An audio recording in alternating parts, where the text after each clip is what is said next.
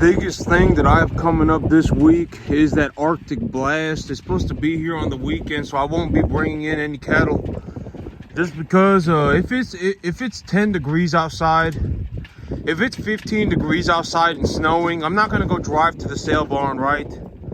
I mean, people are probably not going to be selling cattle if it's 15 degrees outside and snowing.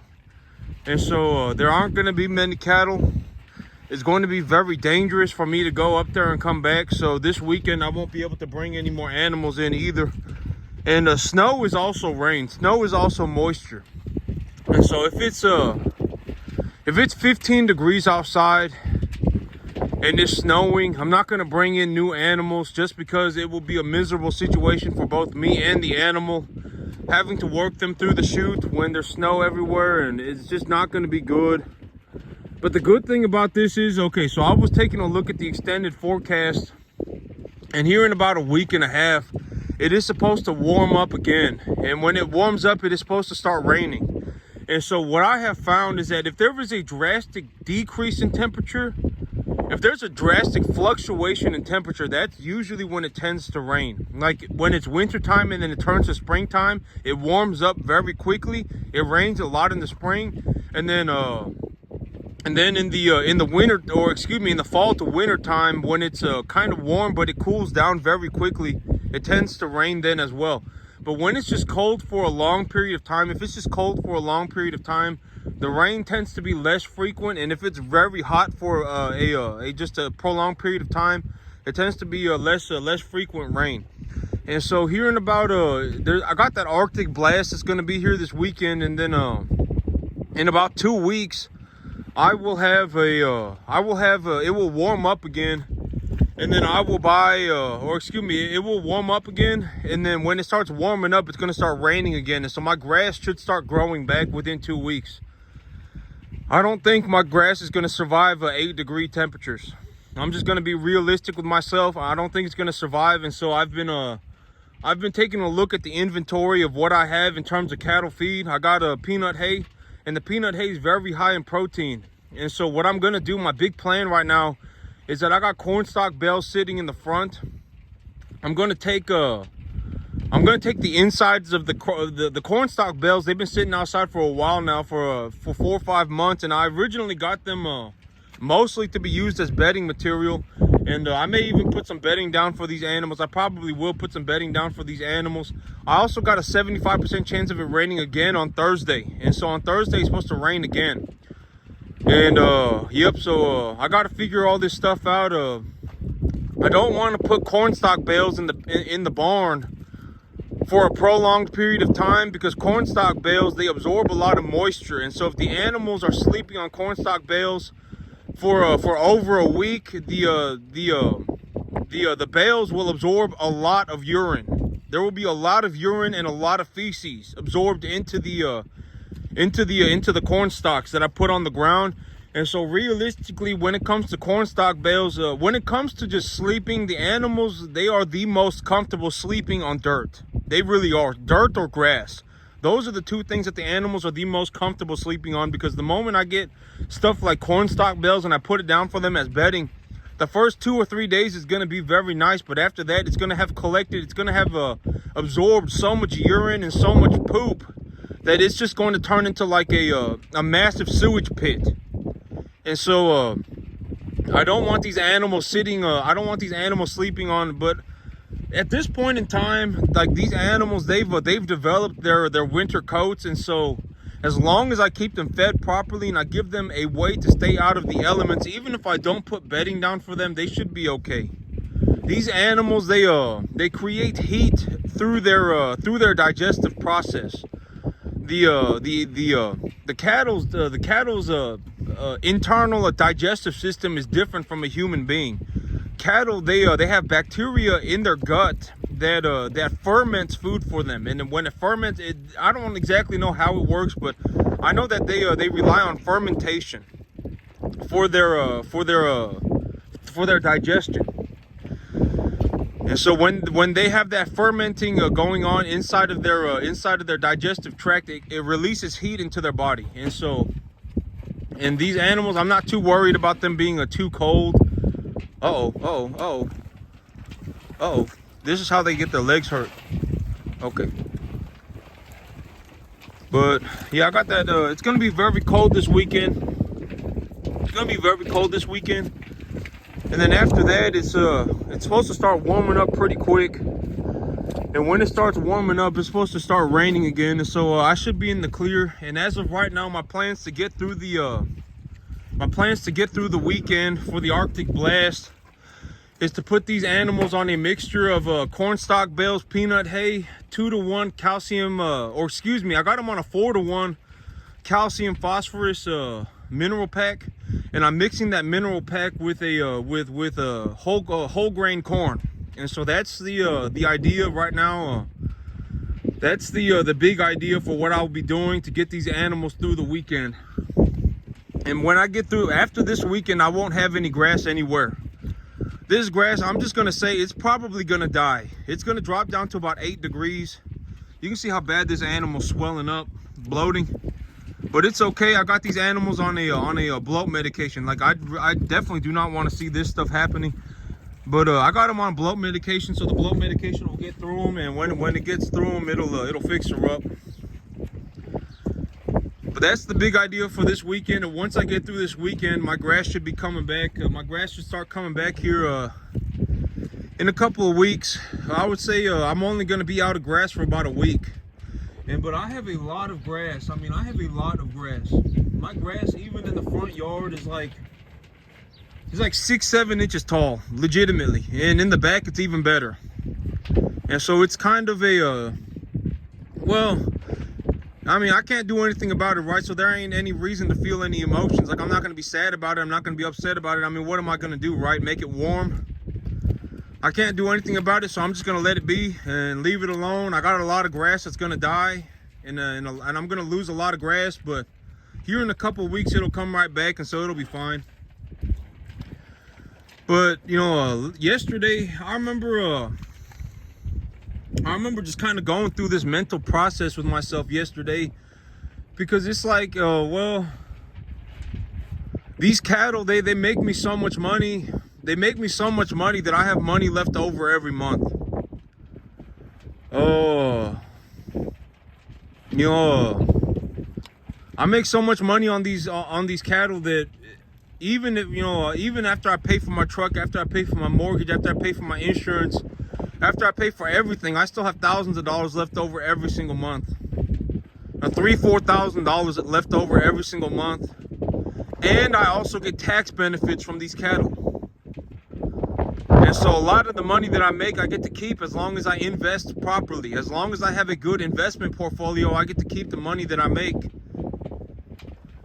And so, you know, that turns over the long term. Like, let's say I just keep my head down and I work for the next 6 months. I'm going to wake up with like 30 grand, 40 grand in my bank account. And realistically, okay, here is a good way to put it. You know, let's say I really, and anybody can do this exercise with themselves mentally. Like, let's say I really want to buy something, right? What is it, right? And be honest with yourself. Don't say you want to go and buy a freaking Lamborghini or some $5 million mansion, okay? Just be honest with yourself. Let's say, and I think that this is also a very good, a very good habit for people to have. Find something that you really want. Like me, what do I really want, right? What do I really want? Other than just in terms of more than just my investment portfolio, okay? Like, let's say I have my investment portfolio ideas, but I just leave that alone and I go and find something that it's like, if I was just gonna go spend money on something and I wanted to buy something, what do I really want? You know, like I have a very I have a very nice AR-15, right?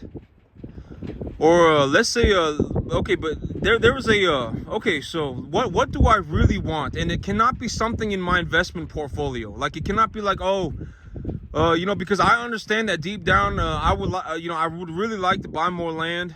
And ultimately what's probably going to happen here is that I'll end up making so much money running cattle that there legitimately won't be any other way for me to spend the money unless I buy more land and buy more cattle. Legitimately, because At the end of the day, buying cattle is a tax write-off for me. I get a lot of tax benefits from it, and if I buy more land and I buy more cattle, I get more tax benefits and I increase my revenue.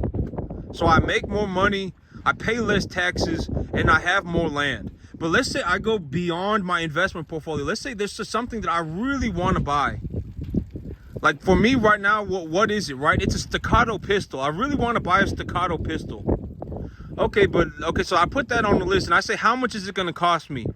If I find a very good deal on one, I'll be paying $1,500 for it. If I have to pay market price for it, I'll be paying about $2,000 for it. If I have to pay brand new price for it, I'll have to pay about $2,500 to $3,000 for it. Okay, so I put that on the list, right? And I say one day I'm gonna, you know, have made so much money that it won't matter that I spend $2,000. It may take me 6 months, it may take me 12 months, but one day I will get there. And I have that on my list, right? I have that on my list. And this is what the things that I've done, you know, over the long, and here's the big benefit. Like I've done this, you know, but don't ever deny yourself. Like if you really want something, acknowledge that you want it. Put it down and on your mental checklist or whatever. Put it down on right and put it, you know, have it on your checklist. Have it on some kind of a mental note or something. I really want this, and even if it takes me a year to get it, I'll still want it. You know, it could be a $2,000 pistol. It could be whatever, right? And over the long period of time, you know, because you'll want this thing. Like me, you know, for a long time, I've wanted a steel target to put in my backyard. I've been shooting bricks and rocks for a long time, but a steel target's gonna cost me $50. It's gonna cost me $50, and then I'm gonna have to buy a T-post for $10, and I'm gonna have to go and it's gonna cost me like $65. And I'm still like, I don't know why I have such a hard time breaking out of my old habits. You know, it's like I make so much more money now than I did even a year ago. It's like if I want to go and spend $75, I should just go and spend it. But I just like have such a hard time just spending money. I really do. I don't know why. One of the big reasons why it's so easy for me to go and buy like an $850 gun. Like let's say I find a very nice AR-15, and I spend $850 on it, and the market price for it is $1,600. Well, I got it for half off. You know, to me, if I buy that AR-15, it's like buying a piece of gold for half off. I can sell it later on and make my money back. But with something like a steel target, if I buy a steel target, that $75 is gone forever. You know, the $75 that I put into buying the steel target, it is gone forever. But I keep telling myself, just do it, just buy it. You know, I need to break this habit. Like if I want to spend $75, I should just go do it, right? Like I've worn the same shoes for like the last 2 years. You know, I've had the same 2-3 pair of shoes for the last 2 years. And I tell myself, man, you know, for like the last 2 years, and it's like, you know, if I really want to go and buy a new pair of shoes, you know, I don't need to throw these shoes in the laundry machine. I can just go and buy a new pair of shoes if I feel like it. And like the boots that I got on, they cost me, you know, $25. Stuff like that. And it's like, you know, I tell myself, you know, 25, you know, 40, $50. I tell myself, if I really want to go buy something, I should just go buy it. You know, I think it's kind of a bad habit. Like, it's not good for me to sit here and just like have this life and death struggle in my brain about spending $75. It's like, if I really want to go buy a steel target and it's going to cost me $75, I should just do it. And I've been telling myself this for like the last 5 months. It's not even going to be $75. It's going to be like $50. And I don't know what it is about me, but it is very hard for me to spend money. Very hard. I mean, unless it's something like a good investment, I'm very quick to buy an investment. If I see an investment opportunity, I'll take it. But if it comes to just spending money, it is very hard for me to spend money. I don't know what it is, and I tell myself, I understand that it is happening. Like, I look at myself from a third party, and I see myself, and I'm like, man, you know, this is kind of not good. Like, if I really want to just go and buy something for $50, I should just go and buy it. You know, if I want to buy a new pair of shoes, I should just go buy it. You know, I've been wearing the same shoes for like over a year, and it's like, you know, I don't have to throw these shoes in the laundry machine if I don't feel like it. But I don't know what it is. I mean, I've been, you know, but to me, it's like, if there's nothing wrong with it, why throw it away, right? Like, if I could just, but I think that's the counter argument. It's like, you know, if there's nothing wrong with me shooting bricks, like if I want, if, you know, that's what I say. It's like, oh, if I shoot a brick, if I put a brick out there and I shoot it, is it really going to be different than me shooting a steel target? Like, I can just shoot at the brick and it's going to be about the same thing, right? It's going to be about the same thing as shooting a steel target. That's what happens in my mind. And I'm like, oh, well, then maybe I just don't want the steel target. But that's just, you know, that's the thing is like, but, you know, one of these days I'm going to buy myself. I've been telling myself, just do it, just buy it. I've had it in the shopping cart. It's 28 bucks. I have T-post sitting in my workshop, and I just buy a T-post hanger for 20 bucks, and now I can have this thing set up for 45 bucks, 50 bucks, and I can just shoot at it all the time if I feel like it. If that's what I want to do, I can do it. But I've just been having the hardest time buying this steel target. And but I understand that that's probably not a good habit, right? It's probably not good to sit here and have like this life or death mental struggle about spending $50. I mean, it's not. But I mean, I don't know, and I've been trying to break that habit, and I think that that buying the steel target is really going to help me break that habit too. But that's the thing about but the steel target, right? This is just an example. It doesn't have to be a steel target. It could be a anything. But once I have a steel target, chances are I'm not gonna want a second steel target. It's like once I have that very nice once I have a very nice AR-15, right? I have a very nice one, top of the market. I spent $1,000 on it. I spent $1,000 on it to put a 3.5 pound trigger on it. I got all of the nice, super nice furniture on it. I got a good deal on it and everything. When I see another very nice AR-15, in my mind, it's just like, is that really what I want to buy, right? Not really, right? I mean, once you have the very, very, very nice thing, you just kind of, for me personally, everything else just kind of becomes irrelevant. I mean, it's just like, do I really want to change out my my Noveske barrel, or do I really want to trade out my my BCM, my Bravo company for a Geisley, right? Like, let's say I have this Bravo company Noveske setup. Do I really want to trade it out for a Geisley? Not really, right? I mean, is it really going to make my life better to have a Geisley instead of a Noveske? Instead of a Noveske Bravo company gun, is it going to make me feel better to have a Geisley? Not really. And this is what I mean by don't deny yourself, and have the discipline to be realistic. Be very honest with yourself, and and have a realistic goal, and just go for that goal. That is my mentality with things. Like, if I really want to buy something, like, oh man, I really, I had a Glock 19 10 years ago and I didn't like it. But I found a Glock 19 clone for sale and it's $230. And if I didn't like the Glock 19 that I had 10 years ago, I probably won't like the one today. And so I want to buy the $230 Glock 19 clone. And it's got a threaded barrel, so I can put a dual port compensator on it to shoot it as a for fun plinker pistol, right? I just want to have it to shoot for fun.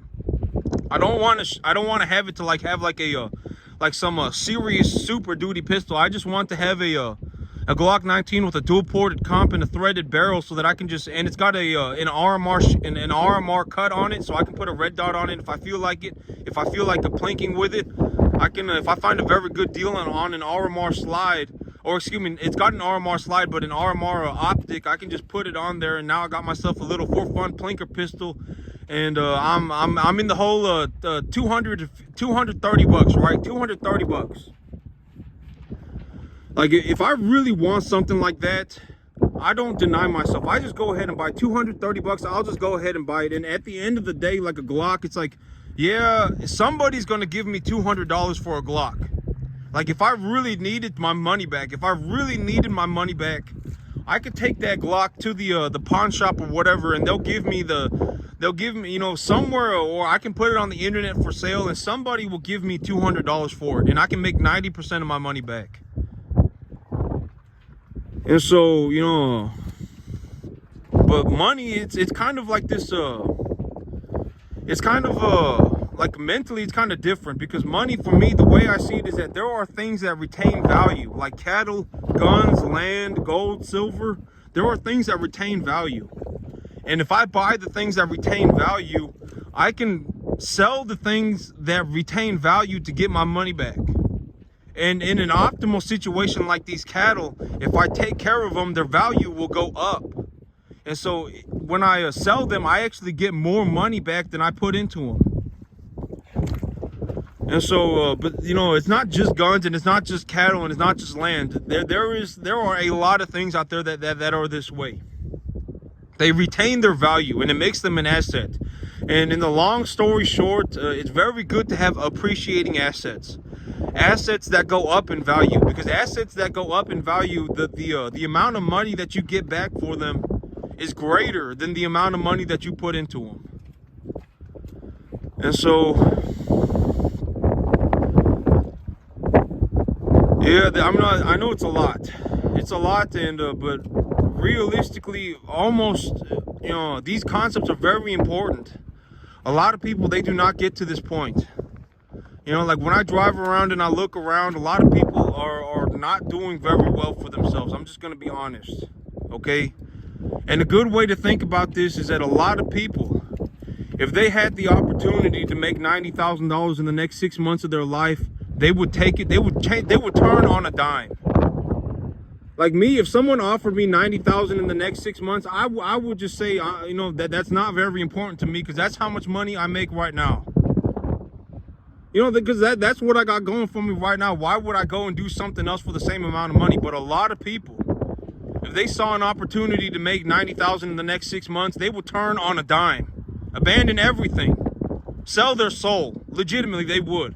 And you know, if they legitimately had the opportunity to do it, they would just immediately. And I mean, they would go do it. And for me, you know, it's like I make, you know, these cattle and everything I got going, you know, these cattle and all this. That's probably, you know, 90,000. You know, maybe I don't make 90,000, right?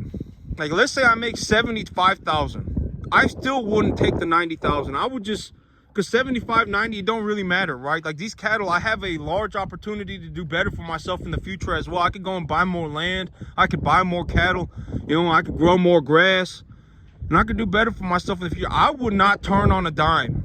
I wouldn't. If someone offered me 90 grand over the next 6 months, I would just say I'm good on that. I mean, why would I go do that, right?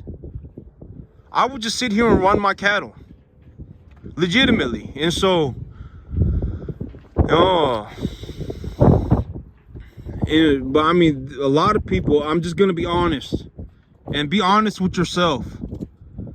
A lot of people, they don't realize that they're in this desperate situation until they really start thinking about it. You know, if somebody legitimately offered, most people, if somebody was offered 90 grand in the next 6 months, $15,000 a month, they would turn on a dime. They would go and just be a completely change their life for that money. They would.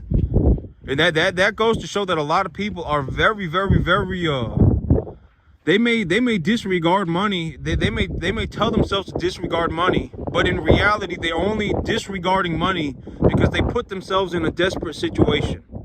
They are not making that choice out of a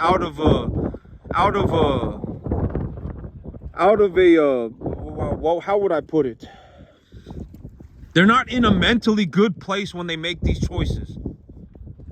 They are, you know, they are not in a mentally good place when they make these choices. And a lot of people would. And be honest with yourself too. A lot of people, if they were offered 15 grand, and, you know, every month for the next 6 months, whatever it is they were thinking about, they would completely forget about it. They would completely forget about it. That's it for me today, YouTube. Y'all have a good one.